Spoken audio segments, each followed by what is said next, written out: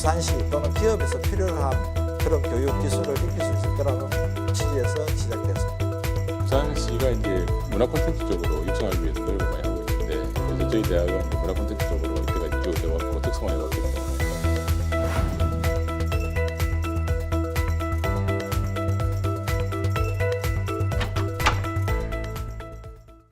안녕하십니까, 조경건입니다. 추석 연휴와 함께하는 시사 포커스인 오늘은 5년 동안 국비 1,000억 원을 지원받는 글로컬 대학에 선정된 동아대, 동서대 두 총장과 함께 지역과 대학의 상생 방안 토론해 봅니다. 추석 연휴도 여전히 불안불안한 응급 의료 실태, 끊이질 않고 일어나는 교제 살인 폭력 문제도 다시 한번 짚어봅니다.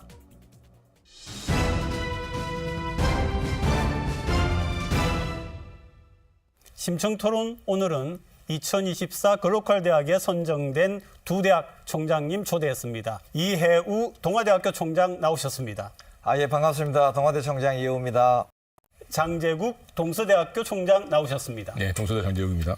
동아대, 동서대, 동아대학이 2024 부산 지역 글로컬 대학에 선정이 됐거든요. 소감부터 먼저 여쭤보겠습니다. 대단히 기뻤고요. 비수도권 대학, 소위 발전 가능성이 있는 대학 30곳에 선정됐다는데 더 큰 의미를 두고 싶습니다. 글로컬 대학 예비 지정부터 본 지정까지 고생해준 우리 양대학 구성원들께 감사드리고요. 무엇보다도 전폭적으로 지원해 주신 부산시에도 감사의 말씀을 전하겠습니다. 네, 저도 무척 기쁘고요. 올해 들어서 사업 준비한다고 모든 구성원들이 정말 노력을 많이 했습니다. 근데 결과가 좋게 나와서 아주 기쁘게 생각을 하고요. 그렇지만은 책임감도 크게 느끼고 있습니다. 국가로부터 막대한 지원을 받는 만큼 글로컬 대학 30이라는 명예에 어긋나지 않도록 최선을 다해서 학교를 발전시키도록 하겠고, 또 우리 부산의 발전을 위해서도 일조하는 그런 두 대학이 되도록 최선의 노력을 다하겠습니다. 두 대학이 연합하게 된 어떤 이유와 계기가 있을까요? 네, 우선 양 대학이 위치해 있는 곳이 서부산입니다. 네. 서부산에 있다 보니까 거리적으로 가깝고, 또 그동안 오랫동안 또 신뢰관계도 쌓은 것도 있고, 또 서부산에 있다 보니까 공동체 의식도 있는 것이 또 특징이고요. 또 둘째는 이제 동아대는 역사와 전통을 자랑하는 대한민국의 대표적인 사학이고, 동서대학교는 역사는 짧지만은 특성화 분야를 아주 키워왔던 그런 대학입니다. 그래서 두 대학이 힘을 합치면 새로운 아이디어가 나오지 않을까 이렇게 생각해서 이번에 연합대학을 구성을 했고요. 마지막으로는 이제 양 대학 특성화 분야가 다르니까, 예를 들면 동아대학 같은 경우는 이제 수소 쪽에 아주 발달된 네. 대학이고, 우리는 이제 그 문화 콘텐츠 쪽이 또 발달돼 있으니까 서로 이제 보완해가면서 시너지 효과를 낼 수 있는 부분이 많이 있다 이렇게 생각해서 이번에 같이 연합대학을 구성해서 원서를 내었습니다. 이 총장님, 동아대 입장은 어떻습니까? 예, 잘 아시다시피 우리 동아대, 동서대는 사립대학으로는 첫 글로컬 대학 연합 모델이죠. 네. 연합대학은 제가 먼저 제안을 했었습니다. 1기는 국립대 통합 위주로 선정을 됐다면 2기는 사립대 연합 모델이 좀 후한 점수를 받을 거다 이렇게 예상을 했었습니다. 부산의 여러 대학을 놓고 봤을 때 동서대는 우리 동아대학이 갖지 못한 문화 콘텐츠 쪽에 상당히 강점이 있습니다. 그걸 네. 높이 평가를 했었습니다. 제가 우리 장재국 총장님께 연합대학 하자고 제안을 드리니까 1초의 망설임도 없이 예. 좋다고 일을 해주셨고요. 네. 그 우리 부산의 두 명문 사립대가 손잡고 이 사업을 따냈기 때문에 더 의미가 깊다고 생각합니다. 이번 사업을 선정으로 서부상권 발전뿐만 아니라 부산시 발전에도 좀 큰 역할을 해야 되겠다 이런 다짐도 같이 해보았습니다. 특별히 두 대학 연합이 선정될 때 어떤 부분이 높은 점수를 이렇게 받을 수 있었을까요? 작년 같은 데는 국립대 통합이 줄을 이뤘죠. 그래서 작년에 국립대가 7곳, 사립대가 3곳입니다.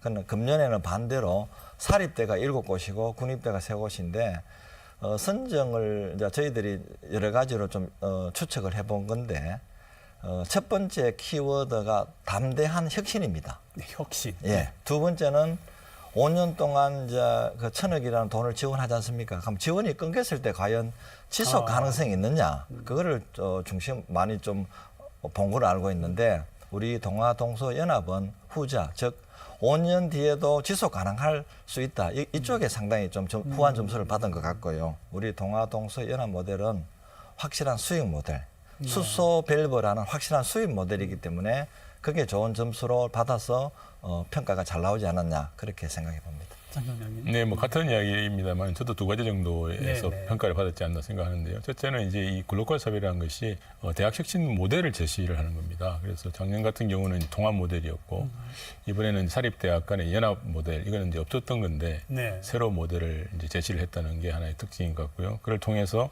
이제 비교 우위를 잘 활용해서 시너지 효과를 낼 수 있다. 그리고 중복 투자를 피할 수 있지 않습니까? 자원을 잘 배분할 수 있기 때문에 그런 점에서 좀 높은 평가를 받았지 않나 생각하고요.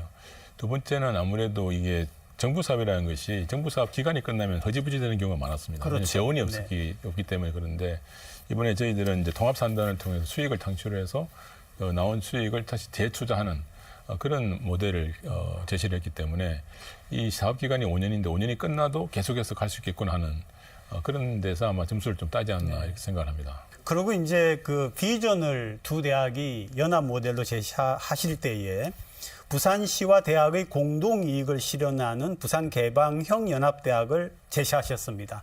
어떤 의미입니까? 네, 그러니까 글로컬 대학이라는 것이 글로벌하고 로컬의 합성 그렇죠. 아니겠습니까? 네. 그러니까 글로컬이라는 것은 이제 특성화 분야, 특화 분야에서는 글로벌한 그런 경쟁력을 가져야 되고 로컬적인 측면에서는 그런 경쟁력을 가지고 지역 대학이 지역 발전을 견인하라 이런 뜻으로 이제 해석을 하고 있거든요. 그러기 위해서는 특정 분야를 우리 부산시 발전 전략하고 연계를 해서 하는 게 굉장히 중요하다고 생각을 합니다. 동서대학교 같은 경우에는 개교 이래 디자인이라든지 또 이제 영화 영상, 디지털 네. 콘텐츠, IT 이런 분야를 특화를 해온 대학이기 때문에 이 분야만큼은 세계에서 가장 경쟁력 있는 그런 대학이 되겠다 해서 문화 콘텐츠 분야에서는 아시아 넘버원이라는 네. 기치를 내걸었습니다. 그래서 그렇게 된다면은 부산시가 추구하고 있는 방향하고 일맥상통하다 이렇게 볼 수 있습니다. 왜냐하면 부산시가 최근에 디자인 부산 정책을 내놨기 때문에 여기에 필요한 인재들을 아주 양질의 인재를 내놓는 게 굉장히 중요하지 않습니까? 그렇기 때문에 이렇게 경쟁력을 가진 대학이 되어서 정말 필요로 하는 인재를 양성했을 때 이 지역이 발전과 연계가 되기 때문에 네. 그런 의미에서 글로컬의 의미가 있다고 생각을 하고요.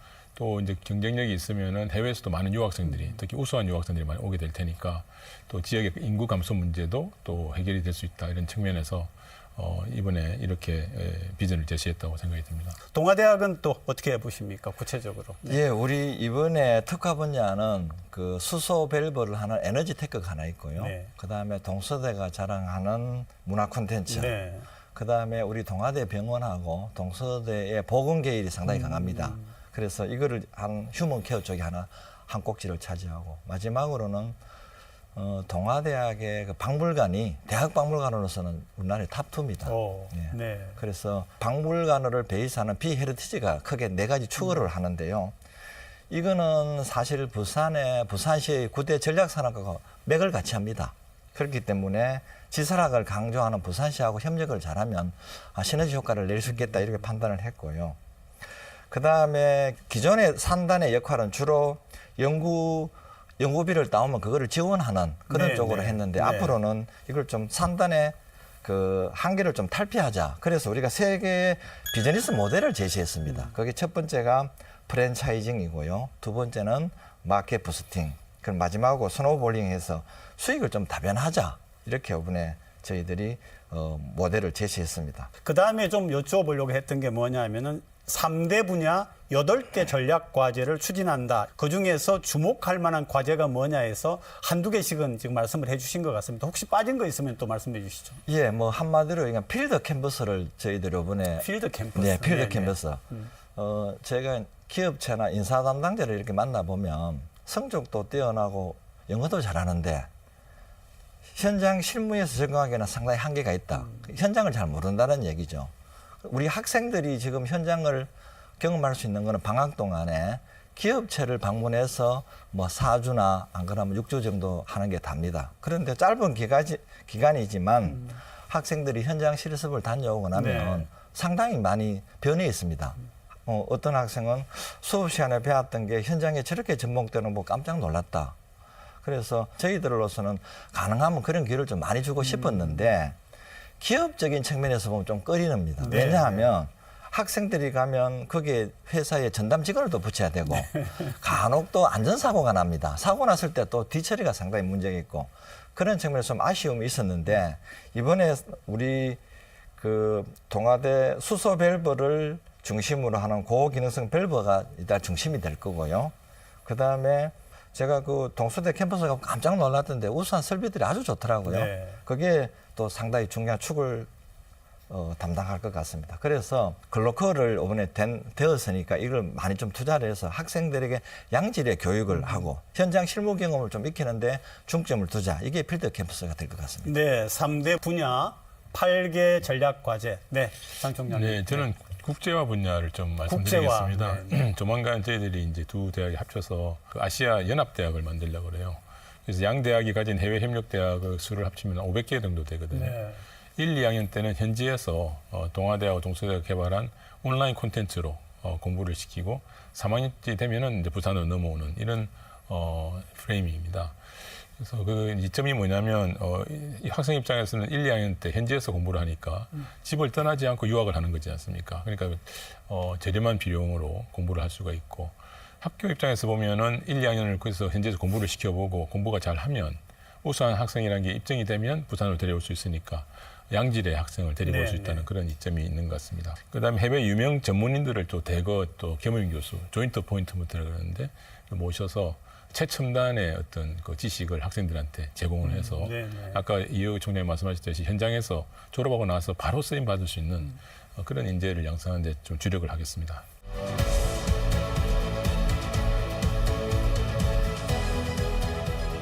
지역에 있는 학생들이 지역 대학에서도 충분히 경쟁력이 있는 그런 교육을 받을 수 있다 하는 측면에서 저희들이 최대한 노력을 해서 그런 혜택을 돌려드리도록 노력을 하겠습니다.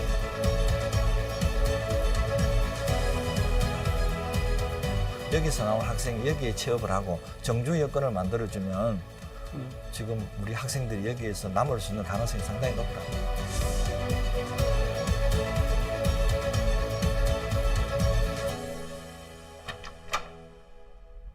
사 개 특화 분야를 통해서 부산 지역의 성장 동력을 확보하겠다 이렇게 밝히셨는데 하나씩 지금 살펴보겠습니다. 먼저 에너지 테크 어떤 내용입니까?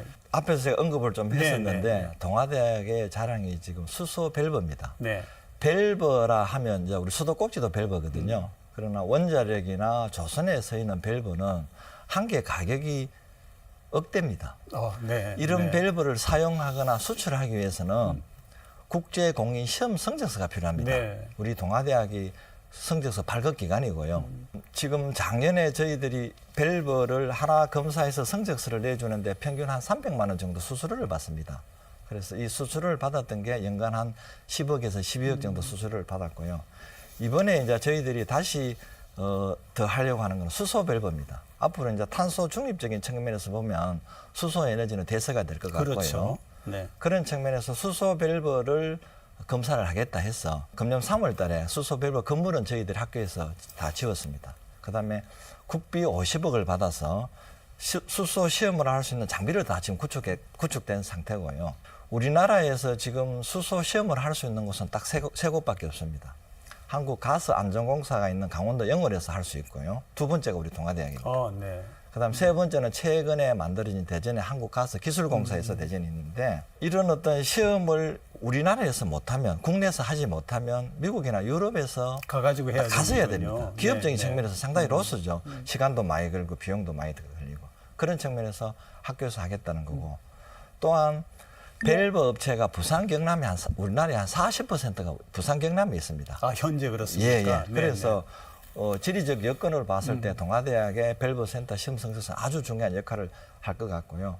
학교로서 지금 조금 전에 일반 밸브 같은 경우는 성적서 해주고 한 300만 원 정도 받는데 수소 밸브는 한 세트 기간은 조금 더 걸린다면 억대가 넘어갑니다. 네. 그래서 학교적인 수입적인 측면에서 상당히 메리트가 있지만은 그보다 더 중요한 것은 지역에 있는 기업하고 동반성장을 하겠다. 그렇겠네요. 그래서 네네. 좋은 기업을 하는데 학교가 도움을 줄 겁니다. 바이오 헬스도 같이 이야기를 그럼 좀 해주시죠. 바이오 헬스 같은 경우는 동아대 병원 이게 메인이 되겠고요. 네. 동서대의 그 보건계열이 상당히 강화도가 가서 제가 설명을 드렸지 않습니까? 네, 그렇죠. 이거를 잘 활용하면 지금 이 분야 같은 경우는 이미 국내에서는 우리가 이 분야에서는 탑입니다. 이거를 잘 교육을 하고 잘 다듬으면 장 총장의 말씀처럼 이거는 이 분야에서 세계적 탑이 되겠다. 그래서 이거를 로컬되어 있는 것을 글로벌로 하겠다. 이게 네네. 우리 지금 그겁니다. 그래서 이런 쪽으로 조금 잘 활용을 한다면 여기서도 중요한 시너지 효과를 낼 수 있을 거라 그렇게 판단이 됩니다. 네, 문화 콘텐츠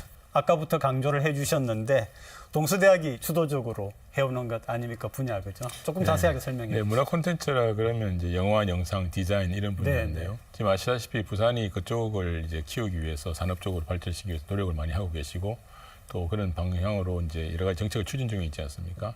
그리고 이제 그런 분야에 또 공기업들이 다 부산으로 와 있습니다. 네. 그리고 부산에도 또 이제 부산 영상위원회라든지 영화의 전당, 부산국제영화제 등등 많은 기관들이 있는데 아까 이해우 총장님 말씀하셨듯이 필드 캠퍼스를 UFG라 그러는데요. 예. U는 유니버시티의 U입니다. 그래서 수업은 우리 공동 수업을 통해서 이론은 이제 학교에서 배우고 그다음에 UF는 이제 필드라고 해서 필드고. 현장에 나가는데 아까 말씀드렸던 그런 공기업이라든지 이런 국제영화제라든지 이런 데하고 직접 저희들이 MOU를 해서 학생들이 현장에 가서 수업을 받을 수 있도록 하는 그런 체제를 완성을 했습니다. 그리고 G는 이제 글로벌이라 그래서 네. 해외에서 또 공부할 수 있는 그런 기회를 많이 마련하는데요. 그래서 이러한 것을 통해서 부산시에서 추구하는 그런 정책과 학교에서 양성하는 인재가 딱 매칭이 되어서 이 지역 발전에 또 공헌할 수 있는 그런 어떤 그 형태의 글로컬 대학을 제시를 하고 있습니다. 이 총장님 부산 헤리티지 예. 네 동아대하고 상관이 깊은 거죠? 예. 네네 이 부분도 좀 조금 전에 제가 좀 언급을 했었는데 동아대 박물관은 우리나라의 그 고대와 동아대학이 상벽을 이룰 정도로 2대 박물관입니다. 지금 국보가 2점 있고요. 보물이 네. 한 15점, 수장고에 한 2만 5천 점이 있죠. 작년에 부산 시민하고 뭐 관광객이 한 10만 명 정도 우리 동아대학을 다녀갔습니다. 그러나 이번 기회에 글로컬 대학이 선정되고 난 뒤에는 이거를 좀 디지털로 하겠다. 그래서 온라인으로 부산 시민뿐만 아니라 전 세계에서 우리 문화재의 우수성을 좀 알리는 데 주력하자. 이게 그거 되겠습니다. 그래서 조금 전에 설명했습니다만 이렇게 잘하면 학생들이 여기 관련된 학과, 미디어 관련 학생들이 필드 캠퍼스가 돼갖고 그 이론은 학교에서 받지만 배웠던 것을 우리가 경험할 수 있도록 그래서 필드 캠퍼스 또 한 주축이 된다 이런 말씀을 드리겠습니다. 그리고 이제 글로컬 대학에 지정이 되고 나면은 경제적으로 제도적으로 지원이 상당한데요. 일단 재원 같은 경우에 5년간 1,000억이라고 들었습니다. 네, 자, 이런 재원들을 전체적으로 어떻게 활용할 계획이십니까? 네, 뭐 실행계획서에 뭐 여러 가지 프로그램들이 네. 많이 나와 있고 또 이제 그 개혁을 또 많이 또 추진을 해야 됩니다. 그런데 이제 많이 비용으로 쓸 것 같고 또 이제 학생들이 참 양질의 교육을 받을 수 있도록 그렇게 하기 위한 여러 가지 시설 또 교수들 이렇게 또 모셔야 되는 이런 부분이 있기 때문에 그런 부분에 이제 상당히 많이 또 지원이 필요할 것 같고요. 그다음에 저희들이 또 생각하는 것은 이 세상에 없는 그런 대학 모델을 제시를 해야 된다고 생각합니다. 네, 그런 세상에 지원을 없는 통해서 대학 모델. 네. 저희들이 항상 보면은 그 대학 총장님들이 해외를 다니시면서 미네르바 대학 같은 대학이 네, 좋다 이렇게 네, 해서 벤치마킹 하지 미네르바 않습니까? 대학, 이제는 우리나라도 선진국이 되어 있기 때문에 우리나라의 대학을 벤치마킹하게 오게 만들어야 된다 봅니다. 그렇게 하려면 이 글로컬 대학 사업을 통해서 저희들이 정말 벤치마킹 당할 수 있는 그런 아주 선진 모델을 제시를 해야 되겠다는 생각을 가지고 있고 또 마지막으로는 무엇보다도 이 지역이 필요한 인재, 정말 양질의 인재를 양성을 하는 것이 굉장히 중요하기 때문에 이런 지원을 많이 받는 만큼 저희들 책임감이 또 무겁다고 생각합니다. 실행 계획서 대비 얼마나 이행하느냐 그게 중요한 네. 아마 그 중요한 잣대가 될 것 같습니다. 이미 뉴스에서 나왔습니다만 작년에 1기 대학 중에 3개 대학이 실행 계획서를 잘 이행하지 못한다고 지금 경고를 받았거든요. 경고. 예. 네. 그래서 아마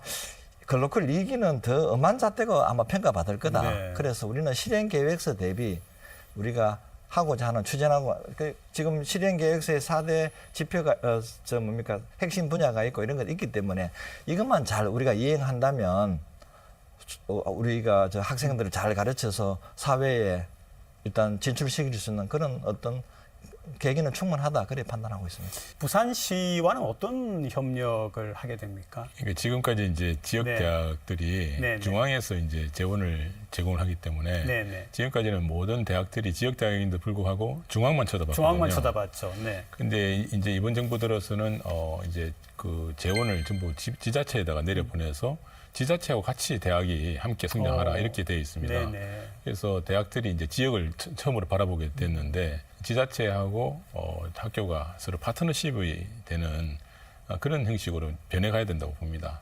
그래서 어떤 한쪽이 이게 군림하는 것이 아니라 네네. 그 정말 이 지역 발전을 위해서 파트너로서 함께 나아가는 그런 형식으로 저희들이 정책을 수행해 나가야 된다고 이렇게 봅니다. 지금까지는 교육부나 중앙정부에서 어떤 분야를 정하면 대학들이 그냥 따라갔지 않습니까? 그렇죠. 네. 그러면 예를 들어서 부산 뭐 작년 같은 경우는 교육부에서 반도체 이쪽으로 뭐 붐이 이러니까 반도체 쪽에 과제들이 많이 나왔습니다. 그럼 부산은 사실은 반도체하고 큰 영향이 없지 않습니까? 그럼에도 불구하고 정부 시책에 따라갈 수 없다 보니까 부산의 기반이 약한 데다 따라가니까 뭐 다른 데 해서 사실 경쟁력이 그리 큰 편은 아니지 않습니까? 그런 측면에서 이제 라이저 산업이 내년도에 중앙정부에서 지방정부로 온단 말입니다. 그러면 부산시나 대학들이 잘 모여서 우리 지역에 필요한 기술이 뭔지, 뭐를 더 해야 될지 그렇게 한다 그러면 우리 지역에 맞는 그런 쪽으로 산업을 부흥시킬 수 있다. 그렇게 생각합니다. 이게 아마 우리 방송을 듣는 여러분들이 이런 생각을 할 것 같습니다. 자, 부산에 있는 두 대학이 이렇게 큰 어떤 사업을 따왔는데 부산 시민 또 우리 부산에 있는 학생들에게 어떤 실질적인 혜택이 돌아갈 건가 이렇게 질문을 한다면 어떤 대답을 주시겠어요? 무엇보다 지금까지는 이제 재정적으로 어려워서 대학들이 왜냐하면 15년 동안 또 등록금도 동결되어 가지고 사실 필요한 것을 많이 이렇게 제공을 못한 그런 측면이 있습니다. 근데 이번에 이제 재원을 또 받고 또 이제 여러 가지 혁신적인 프로그램을 많이 개발했기 때문에 무엇보다도 지역에 있는 학생들이 지역 대학에서도 충분히 경쟁력이 있는 그런 교육을 받을 수 있다 하는 측면에서 저희들이 최대한 노력을 해서 그런 혜택을 돌려드리도록 노력을 하겠습니다. 부산에 있는 기업, 소위 괜찮은 기업들을 우리가 선별을 해서 기술 지원도 하고 같이 동반 성장을 할 겁니다. 그러면 회사로 봤을 때는 매출도 늘리고 그렇게 함으로써 당연히 그 급여라든가 제방 근무 여건이 좋아지면 우리 학생들이 굳이 수도권이나 타 시도로 안 가도 된다는 네네. 얘기입니다. 그런 측면에서 우리가 여기서 나온 학생이 여기에 취업을 하고 정주 여건을 만들어주면 지금 우리 학생들이 여기에서 남을 수 있는 가능성이 상당히 높다. 저는 그렇게 판단합니다. 네, 굉장히 중요한 이제 대학 사업을 추진하게 되었는데 두 분 총장님께 포부 혹은 또 학부모, 학생들에게 하시고 싶은 말씀 짧게 말씀 듣고 마무리하겠습니다. 네, 무엇보다 부산 시민 여러분께 감사의 말씀을 드리고 싶습니다. 그간 양대학의 발전을 또 지켜봐 주시고 응원해 주신 그런 결과라고 생각을 하고요. 글로컬 대학 30에 선정된 이상 최선을 다해서 정말 교육 혁신을 통해서 글로벌 경쟁력을 강화하고 또 부산 발전에 공헌하는 그런 대학이 되도록 최선의 노력을 다하겠습니다. 많은 관심 부탁드리겠습니다. 예, 요즘 대학이 어렵습니다. 지역에 있는 사립대학이 더 어렵죠. 그래서 이번에 우리 글로컬 동아동서가 되었으니까요. 우리 글로컬을 선정으로서 지역에 살아남을 수 있는 대학, 강한 대학으로 만들어서 지역 발전에 힘을 보태겠습니다. 감사합니다. 오늘 두 분 총장님 말씀 고맙습니다. 네.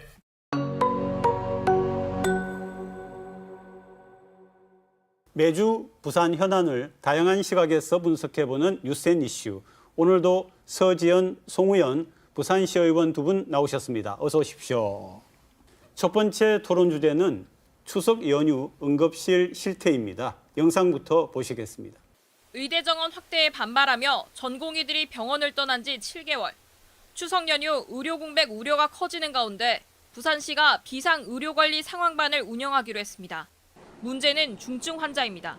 부산대병원과 동아대병원, 해운대 백병원을 재난 거점병원으로 지정해 화재 등 재난 시 많은 환자가 발생할 경우 신속 대응에 나선다는 계획인데 의료진 부족으로 신규 응급 환자를 받기 어려운 상태입니다. 큰 수술 같으면 교수 혼자서 할 수 있는 수술이 아니고 의사가 여러 명이 들어가야 되는데 그럴 수 없는 경우들도 있고요. 특히 외과계 응급수술이 추석 연휴 문 여는 병의원과 약국은 시청과 응급의료 포털 또는 바로 콜센터 120, 보건복지 콜센터 129를 통해 확인할 수 있습니다. 어제부터 사실상 지금 추석 연휴가 시작된 거 아닙니까? 가족, 친지들과 즐거운 시간 보내면서도 혹시나 아플까 봐서 요즘은 걱정이 많을 것 같은데 이번 추석 연휴는 좀 그런 점에서 조금 문제가 좀 있죠. 추석 연휴 같은 경우에는 보통 일반적인 그런 날들보다 응급 환자가 한 72% 정도. 실제로 그렇게 실제로 많습니까? 그렇게 조사가 되고 있습니다. 작년 같은 경우에 응급 환자가 72% 정도 증가를 했고 보통보다 이제 경증 환자도 한 10% 정도 이제 증가하는 그런 현상들을 보여주고 있습니다. 교통량이 많다 보니까 교통사고로 오시는 분들도 있고 그리고 소화기 질환. 수추석 때 이제 먹은 음식이나 이런 것들로 인해서 소화기 질환으로 찾으신 분들 이런 분들이 많기 때문에 무엇보다 의료 수요가 많은 상황에서 지금 이렇게 의료 대란이 일어난 그런 그 상황이기 때문에 정부는 9월 11일부터 9월 25일까지 추석 명절 이제 비상 응급 대응 주간으로 네, 해서 네. 특별히 이제 경증 환자는 지역의 이제 지역 의료 시설을 이용하도록 장려를 하고 대형병원 응급실에는 이제 중증 환자 위주로 보는 그런 지금 태세를 갖추고 있습니다. 의사 한 명당 한 번에 감당할 수 있는 가이드라인이 있습니다. 응급 환자는 경증은 5명, 그리고 중증은 2명, 심폐소생술 환자는 2시간에 1명 이렇게 의사가 배치가 되어야 된다는 가이드라인이 있습니다. 그러나 지금은 이미 대부분의 응급실이 이 기준을 넘어선 채로 환자를 받고 있는 의료 대란 사태가 이어지고 있습니다. 우리 국민들께서 불안해하고 계십니다. 10에서 15년 뒤를 바라본 미래 혁신이라고 해서 현실의 국민을 보호하지 못하는 부분에 대해서 생각을 할 때가 온 것 같고요. 최선보다는 좀 차선이 필요하다라는 말씀 드리면서 함께 진행을 해보도록 하겠습니다. 네. 저는 추석 때 그 의료비에 할증이 붙는다는 거 이번에 처음 알았습니다. 그런데 이번에는 좀 더 높게 책정이 된다는데 사실입니까? 보험 수가 지원을 통해서 이제 병원 의원 진찰료 그리고 약국 조제료를 이제 공휴일 가산율이 30% 였던 것을 지금 이제 50%로 지금 높이도록 그렇게 했고요.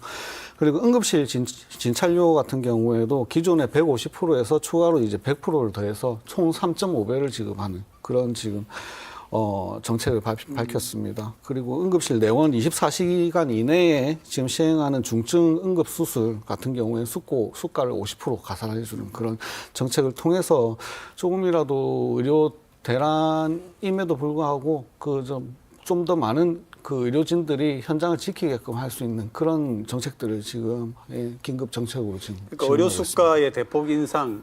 우리 서 의원님도 좀 얘기해 주시죠. 네, 지금 같은 경우는 사실상 보상을 늘려서 연휴 당직 의료기간을 늘리겠다라는 취지로는 보입니다만 사실상 이미 의료 대란이 시작이 되어서 전공의는 이탈을 하고 있고 또 이제 전공의 대표들에 대해서는 경찰 조사도 시작이 되고 있는 만큼 추가적인 유입보다는 현장을 지키는 의사들에 대한 인센티브다라고 이제 보시면 좋을 것 같습니다. 토요일 야간 공휴일 진료비 가산 제도 자체가 적용이 되는 부분으로 보시면 좋을 것 같고요.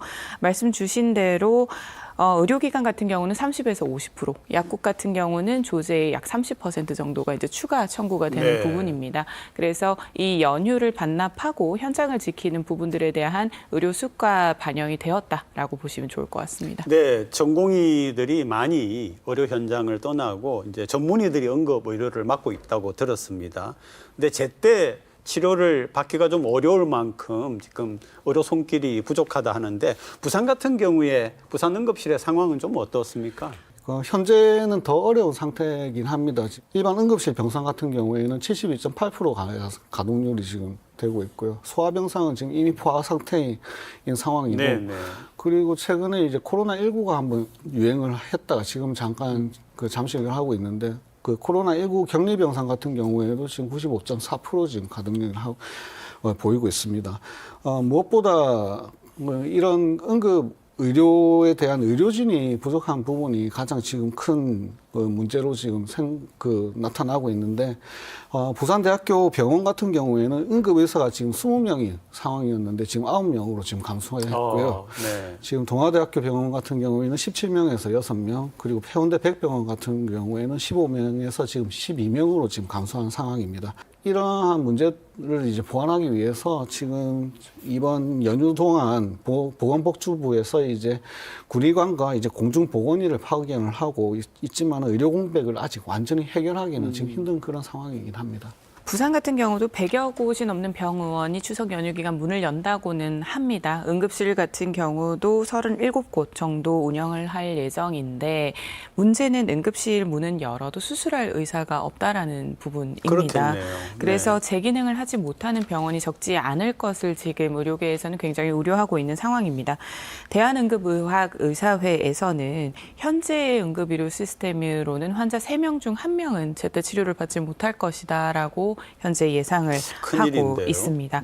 실제로 인근에서 중상급 병원이 있는 지역이라도 구급차 뺑뺑이, 즉 응급차 뺑뺑이가 현재 실제로 일어나고 있는 상황이라 교통사고가 나더라도 혹은 골든타임이 필요한 질환이 발생을 하더라도 제때 치료를 받지 못한다라는 불안감이 좀 증가하고 있는 상황입니다. 특히 앞서 부산대병원을 말씀 주셨지만 우리가 추석 연휴에 자녀가 아픈 경우에 대해서도 굉장히 고민이 크실 텐데요. 부산대 어린이병원 같은 경우는 현재 소아청소년과 전공의 정원은 17명이지만 현원은 1명입니다. 네. 그리고 소아응급 전문의는 지난해 6명에서 4명으로 축소가 되었습니다. 이러다 보니 지금 인근에 있는 부울경 지역에서도 전원 자체를 좀 자제해달라라는 요청이 오고 있는 상황이라서요. 지금 현재적으로는 응급실 기능부터 전담의 인력 자체가 굉장히 부족하다라고 말씀드립니다. 실제로 뭐 그런 일이 없어야 되지만 내가 만약에 응급 상황이 생기면 어떻게 해야 되는가 하는 것도 조금 궁금해 하실 것 같습니다. 어떻게 해야 되는 거예요? 부산시 같은 경우에는 이제 각 지자체에 이제 추석 명절 비상응급 대응 주관으로 해가지고 각 기관 단체장을 이제 반장으로 선임을 네네.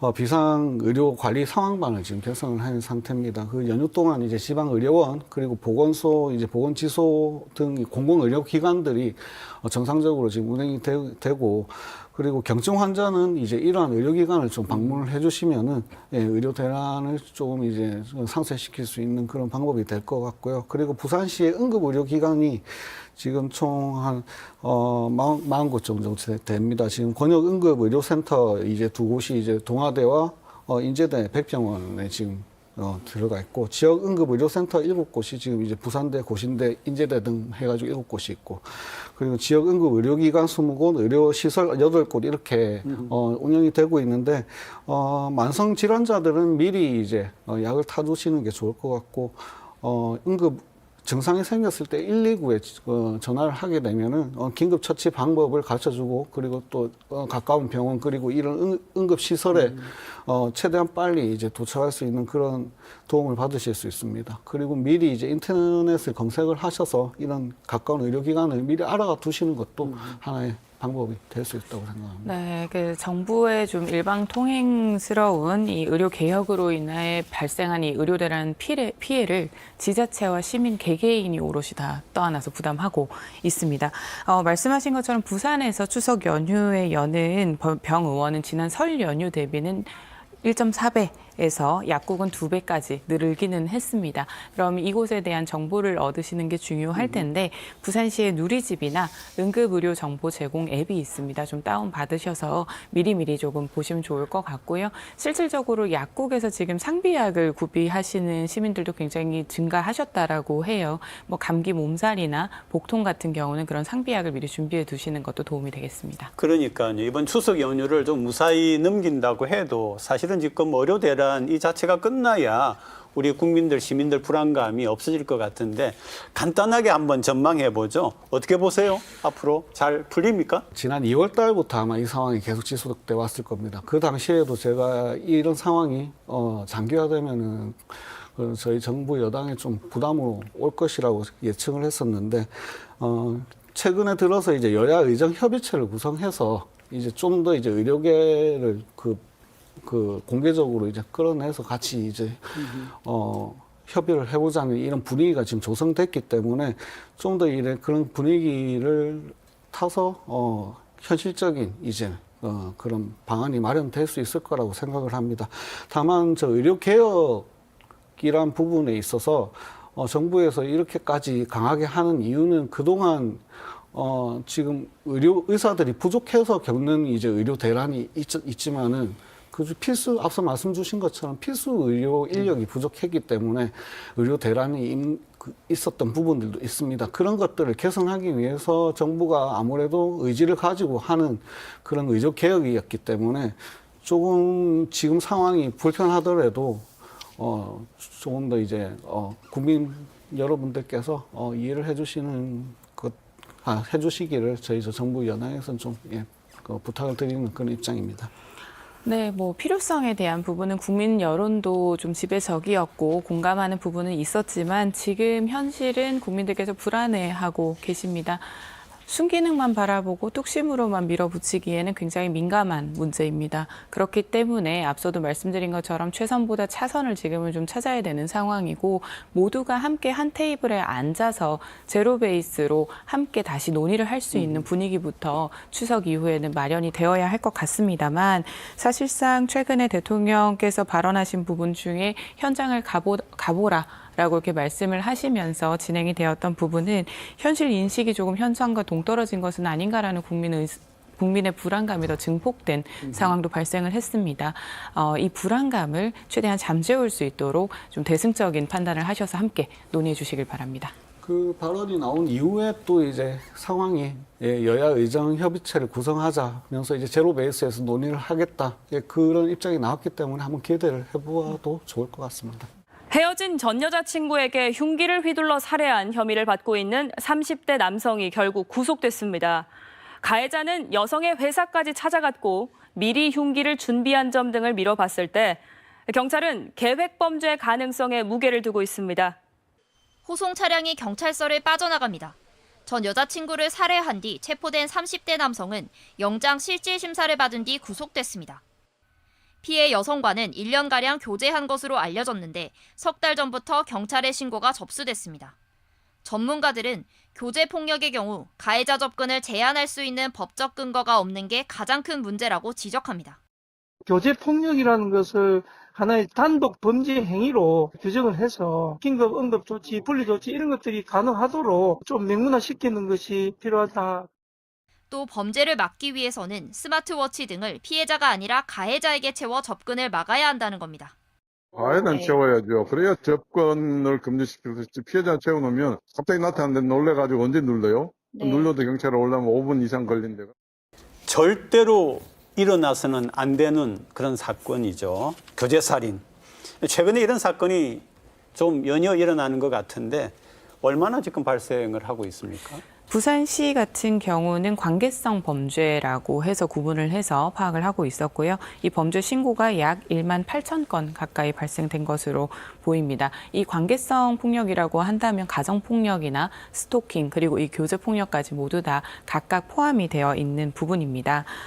다만 실질적으로 이 관계성 폭력에서도 이 교제 폭력만 단독으로 그 조사가 된 지는 얼마 되지 않았고 이 통계 또한 채널이 굉장히 다양합니다.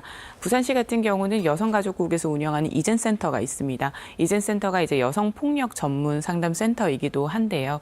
여기에 상담 오는 건수 따로 그리고 1366이라고 해서 여성 긴급 전화로 상담이 들어오는 부분 따로 또 경찰청에서 조사하는 부분이 좀 별도로 되어 있다 보니 취합 자체가 원활하지 않고 또 각각 관리가 되고 있어서 통계에 대한 부분이 지금 빠르게 시정이 되어야 할 것으로 보입니다. 공식적인 통계가 이제 그러니까 정확하게 잡히지 않는 이유 중에 하나가 실제로 교제 폭력에 대한 법적 정의가 지금 없기 때문에 그렇습니다. 현재 교제 폭력은 굳이 나누자면 형법에서 이제 폭행 및 협박죄로 이제 분류가 되고 그 중에 가정폭력 범죄 처벌에 대한 특별법 일부 적용이 되지만은 이 부분에 있어서도 이 법률에는 반의사 불벌죄라고 피해자가 본인이 의사에 따라 가지고 처벌을 허락하지 않으면 처벌할 수 없는 그런 규정이 있습니다. 이로 인해서 피해자가 만약에 보복이 두려워서 고소를 취하하는 경우 이런 경우에는 이런 범죄가 잡히지 않기 때문에 이게 정확한 통계가 나오지 않는 부분들이 있습니다. 이전부터 이런 현상들이 있어 왔는데 최근에 이게 부각이 된 건지 아니면은 뭐 최근에 들어서 이런 양상들이 두드러지게 나타나는 건지 이렇게 반복해서 요즘은 나타나는데 원인이나 이유 같은 게 좀 따로 있을까요? 교제 폭력 또는 이제 살인 같은 경우에는 해외에서는 그동안 이제 친밀한 관계에 의한 폭력으로 해서 좀 더 이제 폭넓게 이제 네, 명명을 하면서 포괄적이네요. 이거를 이제 폭력이나 살인의 이제 범죄 행위에 대해서 중심을 갖춰서 지금 다뤄왔습니다. 반면에 국내 같은 경우에는 앞서 말씀 주신 것처럼 데이트나 교제 이런 이제 관계적 측면으로 이제 이 범죄를 다루다 보니까 최근에 이제 그 데이트나 교제 폭력으로 저희가 명명을 하고 있지만 결국에는 폭행이나 이제 살인 이런 범죄 본질로 이제 다뤄야 되는 그런 범죄입니다. 따라서 이런 한 이제 범죄가 발생하기 이전에 범죄 같은 경우에는 강압적인 통제 행위가 이제 사전 전조 현상으로 이제 따르게 됩니다. 그렇게 되면은 이제 가해자가 피해자를 인격체로 보지 않고 어느 물건으로 보면서 소유에 대한 그런 부분들 그리고 정서적으로 아주 불안한 모습 이런 부분들을 보이기 때문에 그 피해자를 강압적으로 이제 누르려고 하는 그런 현상들이 발생을 하게 되고 범죄 장소가 또 이제 피해자 주거지 피해자는 이제 가해자로부터 최대한 도망을 달리려고 하는 현상이 있기 때문에 주거지에서 발생하는 경우가 또 많은 그런 상황들. 지금 송의원 얘기하신 것 중에 굉장히 중요한 부분, 우리가 사회적으로 인식을 좀 바꿔야 되는 부분이 있는 것 같습니다. 그러니까 외국 경우에는 교제건 데이트건 폭력이라고 하는 데에 중점을 두는데 우리는 교제와 데이트에 좀 중점을 두다 보니까 혹시 그럴 수 이렇게 된다는 게 문제다라고 하는 그런 지적을 했습니다. 원인 한 번 더 좀 짚어주시죠. 우리가 현재 교제 폭력 같은 경우는 20대, 30대 피해자가 좀 많습니다만 스토킹 같은 경우는 5, 60대에서도 굉장히 빈번하게 일어나고 상담 건수도 굉장히 많습니다. 결국은 모든 연령대에 맞춰서 교육이 이루어져야 함에도 불구하고 최근 여성가족부에서 이러한 인식 개선 교육에 대한 지원 예산이 축소가 되어서 현재 올해는 본 예산에도 반영이 되지 못한 상황입니다. 그렇기 때문에 이제 부산시 같은 경우는 별도로 지자체가 나서서 이런 교육 프로그램을 만들게끔 계속해서 챙겨볼 것이고요. 실제로 내가 하는 행동은 폭력이라는 것을 인지하는 것도 중요하고 이 상황은 폭력적이기 때문에 신고를 해야 한다라는 것도 인지가 필요합니다. 전 연령별 맞춤형 교육과 인식 개선이 시급합니다. 네, 그리고 이제 경찰이라든지 사법기관의 대처도 좀 문제가 있었던 게 그전에 뉴스 나오는 거 보면은 몇 번 경찰에 신고를 했는데 그게 약간 유야무야 되었다가 결국은 살인으로 이어져 버리는 예방책이 없을까요? 네. 지금 현 제도적으로 이제 법원에서는 신고를 하게 되면 접근 금지 명령을 내릴 수 있고, 네. 그리고 경찰에 신고하면 신분 보호 요청을 하면 신분 보호 조치를 할 수 있습니다. 하지만 그 제도적으로 미비점들이 보이고 있는데 신속하게 이제 대응이 되지 않는 부분들에 있어가지고 지금 가해자가 그 사이에 범죄를 저지르는 그런 범죄들이 많이 발생을 하고 있고. 그리고 강압적 통제, 앞서 말씀드린 것처럼 신체적인 폭행이나 이런 위해뿐만이 아니고 강압적 통제에 대해서 지금 경찰이나 우리 사법 체제에서 그 법적 정의라든지 아니면 처벌이 되게 부족한 그런 부분들이 있습니다. 해외의 사례를 보면 영국이나 이제 아일랜드 같은 경우에는 이 강압적 통제에 대해서도 지금 실형을 지금 구형하는 그런 법 제도가 지금 정비가 돼 있는 상황이거든요. 네. 앞으로 우리나라도 이런 강압적 통제에 대해서도 법적으로 이제 보완을 좀 해야 되는 부분이 있다고 생각합니다. 여성의 경우에는 아무래도 그 힘과 위력에서 남성보다 약할 수밖에 없잖아요. 그럼 뭔가 좀 철저한 사전 대비가 있어야 될 것 같은데, 그죠? 물론 교제 폭력이 남녀 모두 발생을 하기는 합니다. 그렇지만 가장 중요한 것은 피해자와 가해자가 서로의 일상을 너무나 잘 알고 있기 때문에 생활권을 공유하고 있었던 만큼 접근이 굉장히 쉬워서 이 부분을 분리하는 것이 굉장히 중요하다라는 지점과 중요하다. 네, 그리고 앞서 말씀하신 것처럼 반복해서 신고가 있었음에도 불구하고 구속으로 이어지지 않는 경우 보복 범죄나 더 극단적인 범죄로 이어지는 부분들이 있어서 모니터링이 굉장히 중요하다는 지점이 있습니다.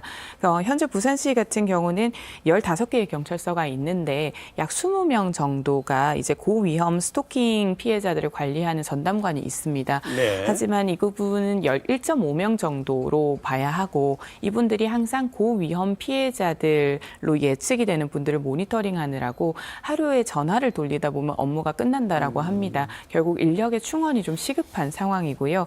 이젠센터에서도 지원하는 긴급 지원 주거 서비스가 있습니다. 분리가 필요한 경우 임대주택을 제공하거나 하는데 약 20개소가 있습니다만 벌써 만실입니다. 네. 굉장히 수요가 많기 때문에 이 부분에 대해서도 사실 예산 확보가 필요하고요. 또 부산시 같은 경우는 학대 예방 경찰관 제도가 있습니다. ABO라고. 그러니까 긴급하게 바로 학대 상황이 발생하거나 폭력 상황이 발생하면 출동할 수 있도록 차량을 제공을 하고 있는데 이 또한 예산이 부족해서 6대밖에 없는 상황입니다. 전반적으로 좀 더 법 개정과 동시에 지자체에 대한 예산 확보도 중요해 보입니다. 네, 절대로 있어서는 안 되는 이런 안타까운 죽음을 예방하려고 하면은 사건의 처벌 수준도 우리가 충분히 고려를 해야 되고 법과 제도의 재정비도 필요한데 이 부분 우리가 좀 짚어보면서 오늘 마무리하죠. 예, 실제로 지금 이번 3년 반 동안 이 교제 폭력 살인에 대한 이제 형량을 한번 살펴봤더니 가해자가 평균 형량이 18.6년으로 나오고요. 네. 살인죄가 적용된 경우에는 21년이지만은 치사죄가 적용된 경우에는 4.9년에 불과합니다. 결국에는 앞서 말씀드린 것처럼 실제로 신체적인 그런 범죄가 있지 않을 경우에는 가벼운 이런 저희가 범죄에 대한 처벌 수위 이런 부분들을 저희가 좀 더 이제 제도를 개선해야 될 필요가 있다고 생각을 하고 그동안 19대 국회에서도 교제 폭력에 대한 법안이 9건이 올라왔었지만 그때 폐기가 된 상태고 지금 저 김미애 의원님께서 최근에 이제 교제 폭력 범죄에 대한 피해자 보호에 대한 특례법을 지금 발의를 했는데 여기에서도 이제 반의사 불벌 조항을 지금 없애자고 지금 하고 있습니다. 결국에는 좀 더 이제 그 처벌 수위를 높이다 보면은 이런 그 범죄가 조금이라도 줄어들 수 있다고 생각을 하고 친밀한 관계에 대한 정의를 저희가 좀 더 정확히 해서 교제라는 특수한 관계에 저희가 주목하기보다는 살인이나 폭력에 대한 범죄에 주목할 수 있는 그런 제도 개선이 좀 필요하다고 생각을 합니다. 우리가 정인이 사건 이후로 아동학대 처벌이 굉장히 강력해졌습니다. 그리고 신당역 사건으로 인해서 스토킹에 대한 처벌도 법정 최고형인 사형이 구형이 되었고 대법원은 무기징역을 구형을 하는 등 굉장히 강해졌습니다. 뭔가 조금 충격적이지만 안타까운 희생이 따라야만 법이 개정되는 이 현실에서 우리는 지금 더 한 명이라도 소중한 생명을 살필 수 있고 구할 수 있다라는 마음으로 교제 폭력에 대한 정의에 너무 얽매이지 않고 좀 포괄적으로 하면서 다만 억울할 수 있는 사례는 좀 막을 수 있는 기능에 좀 집중을 해서 하루라도 빨리 법 개정이 이루어져야 할 것으로 보입니다. 실제로 피해자분들과 소통을 해보면 스마트워치나 이런 기기적인 것 그리고 분리를 되더라도 사설 경우와 같이 직접적인 지원을 원하는 경우들이 있습니다. 실제로 부산시도 사설 경우에 대한 시범 사업을 운영하는 하고 있지만 예산이나 또 운영 차원에서 많은 유연함이 필요합니다. 하루빨리 법 개정을 통해서 성폭력 처벌법, 가정폭력 처벌법 그리고 스토킹 범죄 처벌법 등 이러한 부분이 좀 종합적으로 관리될 수 있고 불법 촬영과 성폭력, 폭행 등 동시에 일어날 수 있는 이런 부분을 통합적인 관점으로 좀 볼 수 있도록 개정이 이루어져야 될 것으로 보입니다. 법 사상, 법 이론 이런 게 중요한 게 아니고요. 뭔가 이런 안타까운 죽음이 있을 때는 강력한 어떤 처벌을 통해서 이게 다시는 일어나지 않도록 하는 게 필요하지 않나 그런 생각을 해봅니다. 두 분 오늘도 고맙습니다. 네.